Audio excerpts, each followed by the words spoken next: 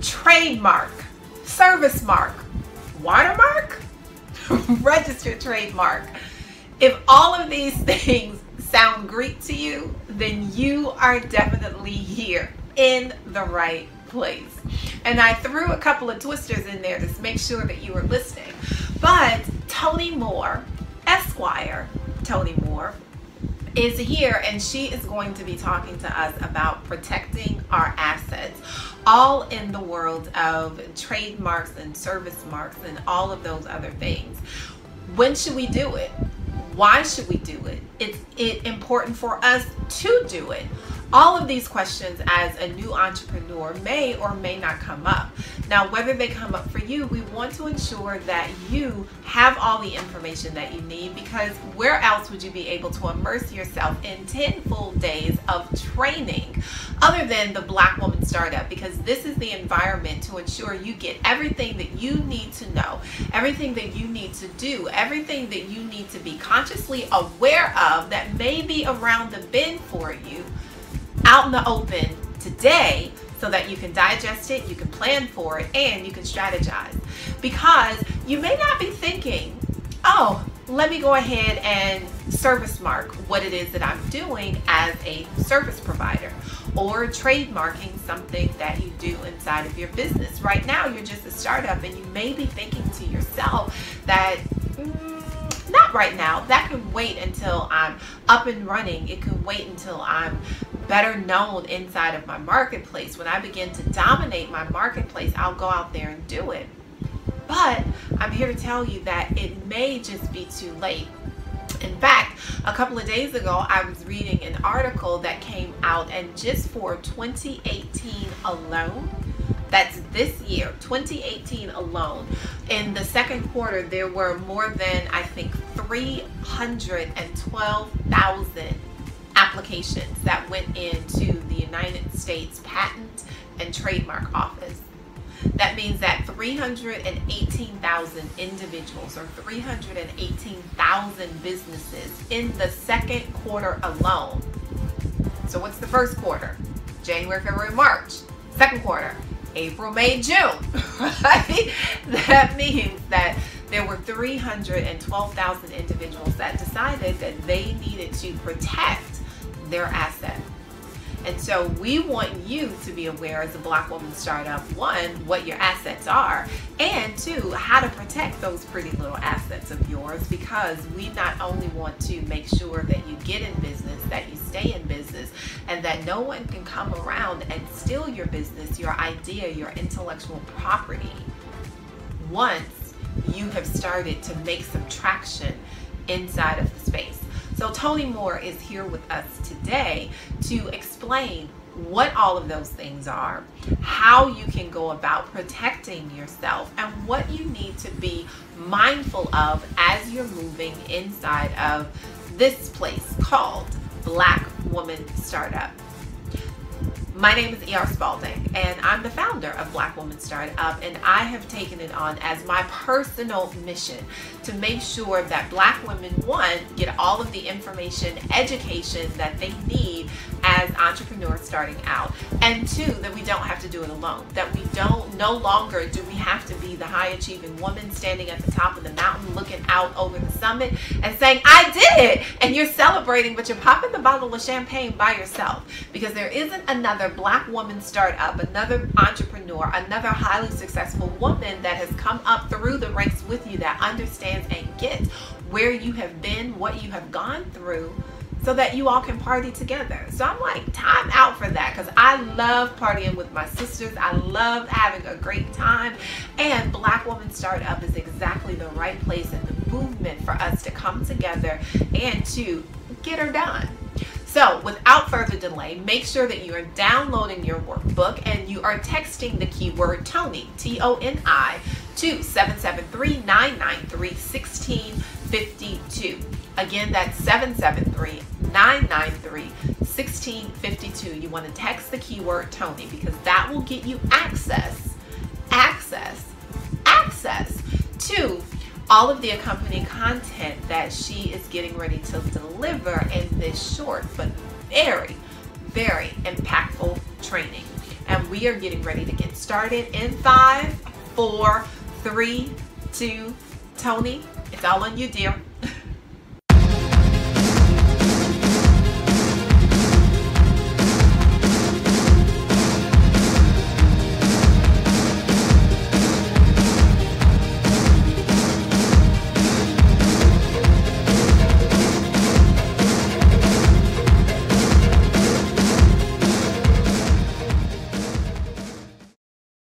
Hello, this is Toni Moore of LegallyChic360.com.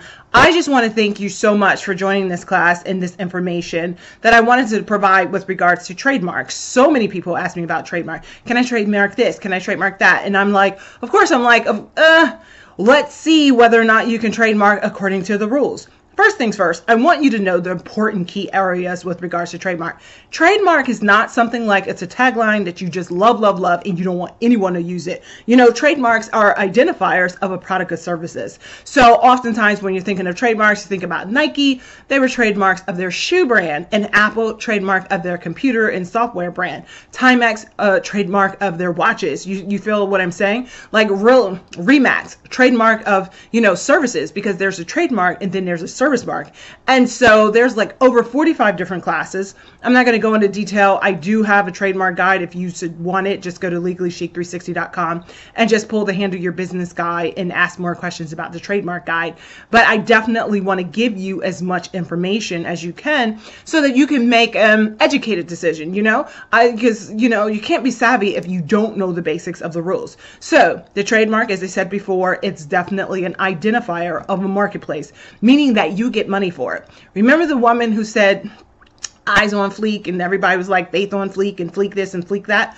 Well, guess what? She was just saying it. It became very popular, but it wasn't a trademark. It wasn't something that she used in her trade or business. It didn't identify like a service. If she did eyes on fleek with regards to, I don't know, like mink lashes, you see how that would be a trademark because it would be an identifier of a product that she has in the marketplace and she's making money for it. Remember, trademarks, service marks, those are all identifiers to allow other people, the consumers, to be like, oh, I see. Like for instance, Legally Chic, that is a registered trademark and it's in one of the service class. It's the 45 service class because I use it to provide legal services and strategies, right?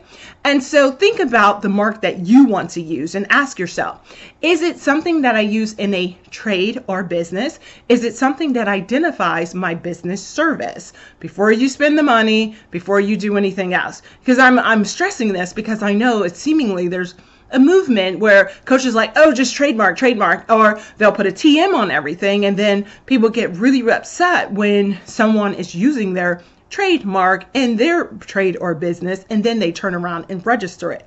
So first things first is important to know that you need to use it in a service or business for a fee, right? The second thing you need to know is to make sure that your trademark is not used by someone else. I know. Everyone thinks that they're the most unique people, like no one else is using their trademark or their service mark, and it's so clear and unique. Well, it's clear and unique when it's fanciful, when you make stuff up. I love when people make stuff up. When you make stuff up, it could be a completely mismatched. It's something that people do not understand or appreciate, or like a mismatch with regards to whoever thought about Apple being for, you know, computer services or telephone. So, or mishmash, something fanciful like Kleenex. Now, when you come up with something mishmash and fanciful and so different that no one else is using it, you oftentimes have a problem because you have to establish a brand and you have to get brand recognition. So you're going to have to go above and beyond. First, you got to get people to understand and appreciate what it is. And then you have to make sure that you know, that people come back to you. So that's one thing that they have to know. Naming is everything. But before you ever name, I want you to always understand one thing and one thing only. It has to be unique to you and your one of 45 classes. So there's a lot of people right now who are moving on the move for a t-shirt brand. But let me just tell you, originally the t-shirt trademark is not something that people run over to trademark world and say, oh, I don't want someone to capture my t-shirt. The t-shirt is really about a logo, or think of it more like fashion branding, okay? So when you're thinking of it, say, let me think of something that a lot of people are using right now. of, I don't know, something womanly that a lot of people are using right now, purse power, right? So purse power, I've seen it. There's a couple of people who are using purse power. There's a group that's using purse power. They're using it for purses. They're using it for services. They're using it for workshops, and they're using it for financial services, business services, workshops, and t-shirts. So with regards to that purse power, then we know that it's a descriptive of something, but you can't be so descriptive that it's something that is kind of hard to make it your own, because ultimately when you're dealing with trademarks, we really care about them when they're exclusive to you, where if I see the name, I'm like, oh, that's such and such. Or if I see the logo, I'm like, oh, that's such and such. Or if I hear have a Coke and a smile, you pretty much know who that came from. So when you're thinking about the slogans, first you got to ask, is someone using it? Now there's this one group that call themselves Kinky by Nature, and it is definitely a product. But I know that once upon a time there was something else, another group called Nappy by Nature, and then I had talked to the Kinky by Nature people, and they're like, yeah, we're gonna do t-shirts like Naughty by Nature. And I'm like, here's the thing. When you're doing a trademark, you have to make sure that it's, even if it's clear or similar to someone else's, it doesn't confuse the marketplace, because the naming is everything. First, you got to check the name. And when I say check the name, I want you to check the name on, go to uspto.gov, check to see if it's available. Go on domain search, check to see if it's available. Check to see if it's available in your state, because there's a lot of people who do not register a federal trademark, but they'll register in their home state for whatever reason. I don't know, because in this global economy, the best thing to ever do is to just pay the money and get it federally registered. Besides, that protects you across the board, right? Always remember, when it comes to trademark, always remember Burger King's not the first Burger King. They just didn't register their brand. Someone else was inspired, and then they turned around and registered Burger King. So the Burger King in their little quadrant zone, they can continue doing business as long as they want to do business, but they could never expand out because someone else registered Burger King. So always remember that. So when you're thinking about it, think of the name, make sure that it's something that is fanciful, not descriptive, like Blackwoman create. That's kind of hard. It's kind of hard to keep other people from using Blackwoman create. You want to be something like Blackonomics. You know what I mean? That's pretty hot right there, because, okay, it's descriptive because the black is in it. Economics, we put it together, and it's something that you can put on a Google alert and see whether or not someone is using it in your trade or business in the class that you're doing. Also, with regards to it, you also want to see whether or not, there's Facebook groups out there who's using it. Also want to see if there's a Facebook page. And more importantly, try to see if there's .com, because in my world, it's either .com or .nothing. So if there's someone who's got the .com, there's someone who's doing the Facebook group or page, and there's someone who's registered it, now you at least know that you're not as unique as you thought you were. The next thing you have to question as to whether or not you want to share it. There's a lot of people who are sharing their trademarks. For instance, I have Legally Chic, and it's for the legal services. But there's a woman in Italy who uses Legally Chic over in Italy as a fashion blogger. She's even have Legally Chic as a Facebook page, so I couldn't use it. So my brand became legallychic360.com. And on Facebook, it's Legally Chic 360 because there was already someone out there. Also, another woman was very popular. Her name is Marsha Evans Daniels, and she rocks Godfidence, right? She has 15 other brands as well, but Godfidence is something that we all know. And so she's got it in a certain amount of class. And then there's another group who's got Godfidence in several other classes, and then someone else. So she shares it with 2 other brands. So I need you to understand that even if someone else is using your name, and even if someone else has the .com, but you really, really want it, that's when you really have to talk to an attorney to find out whether or not you could still use it. Okay? Because if you can still use it, then by all means use it. But I also tell people about the story about when I really, really thought Dreamility was mine. I mean, who's thinking about Dreamility, right? And so lo and behold, I went to trademarksrus.com, some group online, and I paid for the attorney service. But guess what? They didn't protect my assets, because one thing that they did is that they just checked to see if it was a direct hit. They didn't look to see if maybe not just a direct hit, but something that sounds familiar as well. Because even that's what USPTO is going to do, because I have a client right now who's going through something like that, where their name sounds familiar and they're in the same class. So as her attorney, we have to now go to the USPTO and distinguish ourselves and show ourselves worthy of getting the trademark that she wants and registering it, because ultimately we're trying to establish that it's exclusive to who she is. Now, I know there's a lot of people who are probably author, speakers, and coaches as well. And there's always a question with regards to, can I trademark my book because I really don't want no one else to use it? Well, here's the thing. Always think of when you want to trademark your book title because you really don't want other people to use it, you have to think about the rule of 3. You have to at least do a series of 3 with the same name. For instance, I always use Harry Potter. You saw Harry Potter. There's Harry Potter, so many different chapters of Harry Potter, but each of the names have the Harry Potter design. It says Harry Potter, and then it's 1, 2, 3, 4, whatever. And with regards to other book series, think about book series. So you can't pick and choose, I'm going to be Harry Potter today, and then I'm going to be the exhibits of Harry Potter. No, no, no. When you're dealing in trademark world, naming is key. You have to be very specific because you're dealing with attorneys who are like, they're not as dreamy as we are. They just are clear and concise, and they're almost robotic. So you have to make sure that what you say you do, your proof of use, establishes that you really are using it in the marketplace for money. So they will go and look at your Facebook page. They will go and look at your website. They will go and see if you have marketing or workshops or whatever you say you're using, you have to use it.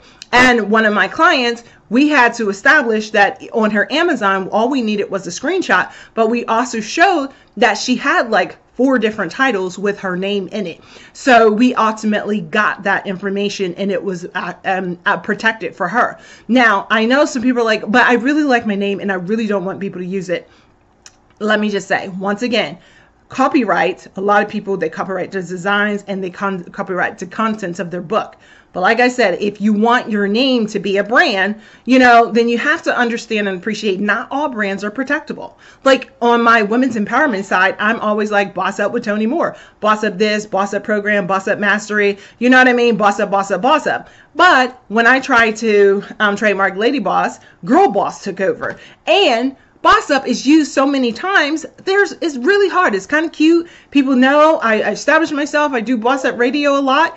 But there's other people who's got their mouth on it. So if you have a very popular brand with your mouth on it, then you got to ask yourself, do you really want to put a ring on that? Do you really want to put a ring on that name?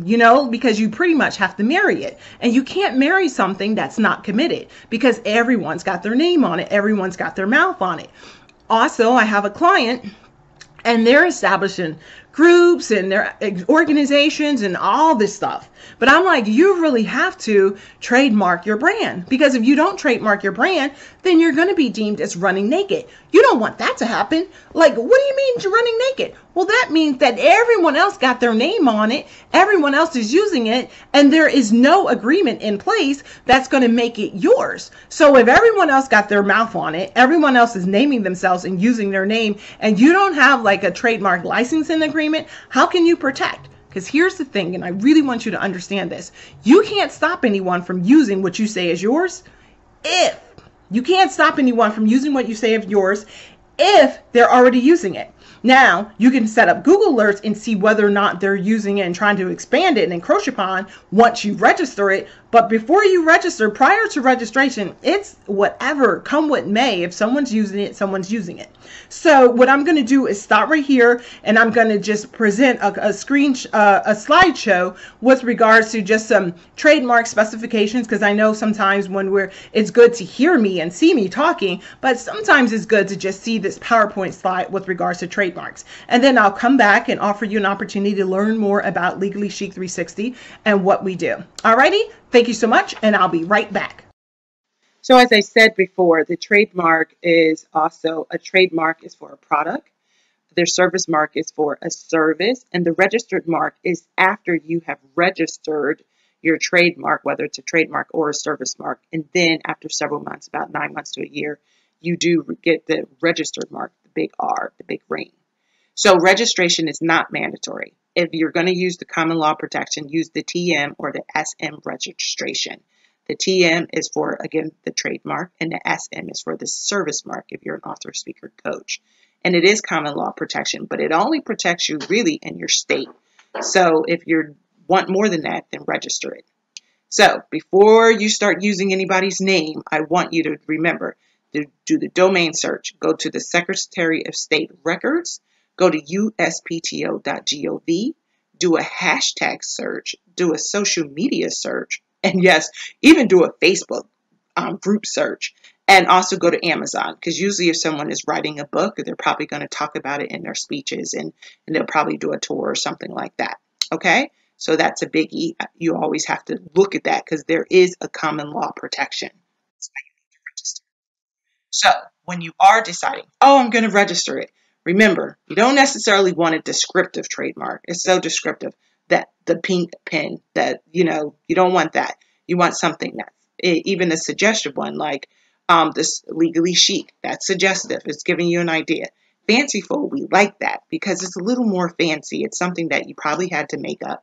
Arbitrary, like Apple, or something brilliantly branded. That's something I came up with. So, first things first, if you're doing it yourself, go to this trademark search right here. Okay? And then, so ultimately, you must do the research, design the mark, select the class, reserve your basis for use, establish proof of use, register your trademark, monetize your trademark, and protect your trademark. Okay? So research, design, make sure it's not cutting and pasting and copying someone else's. Select the class that you're using it in. Okay? It's 45 different ones. So hopefully that was good. Thank you. So hopefully that was good information for you. Hopefully you learned about the 5 keys to trademarking your brand, whether it's a name, a catchphrase, a slogan, or a logo. Definitely feel free to contact me. Definitely feel free to grab the trademark cheat sheet so that you can also use that for your endeavors, whether or not you use me or someone else. Definitely be mindful of the fact that your trademark is everything because it represents who you are and all that you do. And of course, you want to be distinctive. You want to own it. You want to name it, claim it, slay it, but you also need to protect it because sometimes there's always the imitators, the duplicators, and the regulators to seeing whether or not you're encroaching upon someone else's trademark. So hopefully this was good information for you, and hopefully we'll talk soon.